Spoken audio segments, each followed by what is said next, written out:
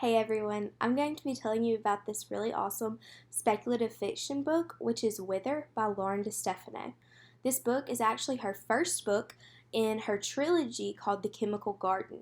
So now I'm going to head over to my slideshow where you can hear more about this really awesome book. So I want to begin by sharing a quote with you from Wither. It says, "Eventually I realized that I am holding on to him just as tightly as he holds on to me. And here we are, two small, dying things, as the world ends around us, like falling autumn leaves. What if you knew exactly when you would die?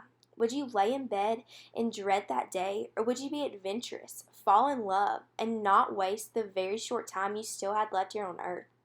Well, Ryan Ellery, she lived her life in that adventurous way until a day came when she could no longer live her life how she chose. She was forced to love a man she could not stand while trapped in his creepy house. Even though Ryan's time is slowly ticking away, she is longing for freedom and will stop at nothing to get it. Wither is about a future Earth where only the North American continent exists. After World War III broke out, scientists had been messing around with DNA and made this superhuman generation. But this superhuman race had a flaw. It was in their offspring. The botched effort to create a perfect race had left their children with a very short lifespan. All males had 25 years, and females only 20 years, which, as you could imagine, created a huge state of panic. As people are trying to fix this issue, women are being sold as polygamous brides, where men can have multiple wives and more chances to have children, which would hopefully fix this lifespan issue. But because everyone is dying so young, the population becomes full of desperate orphans.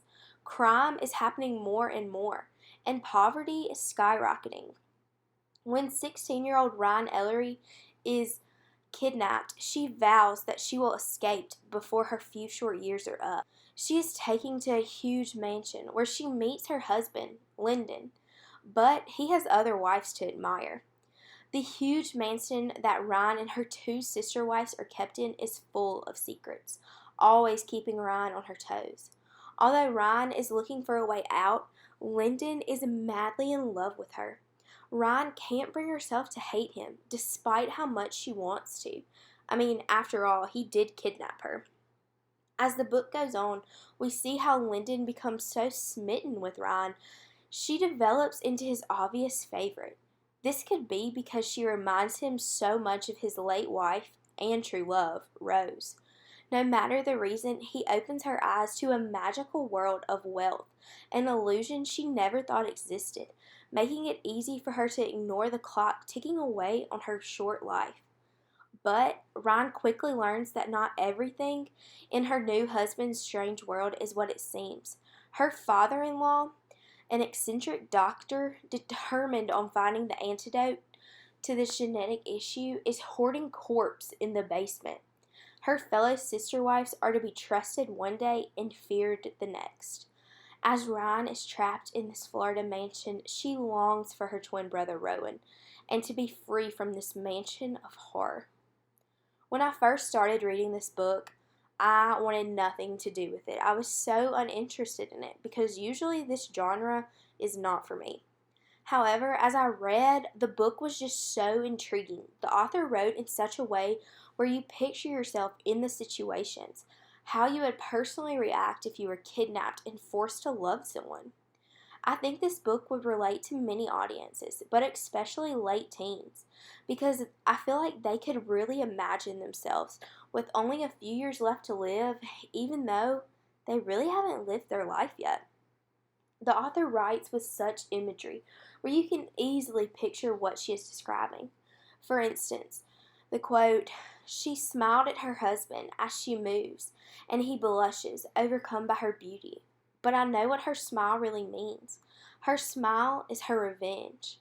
While reading, I can just picture Lyndon and her smiling at each other, and him just being so overcome by her beauty and her smile, while she is just plotting her escape and being so cynical.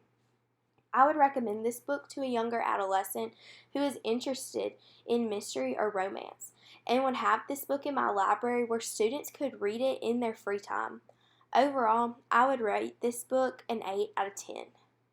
I'm not a big reader, but I couldn't put Wither down. The way the author wrote the characters and she developed them so well had me wanting to read the rest of her Chemical Garden series. This book is full of mystery, romance, and questions about the future and how humanity might evolve. Ryan shows us how to be brave even when the hope is gone and to never give up on family or love. But in a world that continues to spiral into anarchy, is there any hope for the future and freedom?